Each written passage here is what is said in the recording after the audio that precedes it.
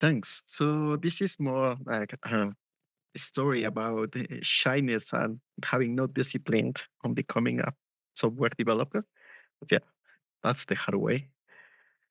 So how everything started, it was when my father gave me a second-hand color computer, this standard computer with only that became with basic language. So in a place with no internet and with too, too much less resources, it was very fun. And this was my first approach to programming. But it wasn't until high school when a teacher taught us how to manipulate file input and output with Turbo C++. So when it was my first encounter with C++. But after that, only having a semester with C++ at the college, I almost forgotten its existence. And after I graduated, I never programmed. I haven't used that skills for the jobs I had. And to be honest, I didn't enjoy it, those jobs without having some challenge, which it, as have as a software developer. Anyways, it was until I went to study a master's in King Mary University of London when I came across again with C++ using the JUICE framework to complete a digital audio effects module. This is when everything became more interesting to me because I'm a music lover and audio enthusiast, and I wasn't aware that I can use C++ for programming audio. And also, I learned Python for to finish my master project. And I mentioned Python because, according to the C++ survey, developer survey from 2023, Python is the second language that C++ developers are using. Um, well, after 3 years of having some jobs and being unemployed, I started offering my services as a C++ developer.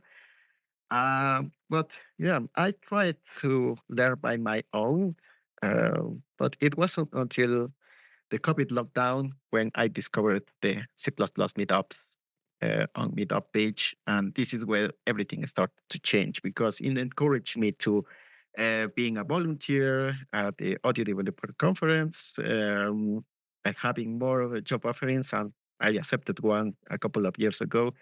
And also, I was motivated to become a mentor. And this is my first public talk on C++.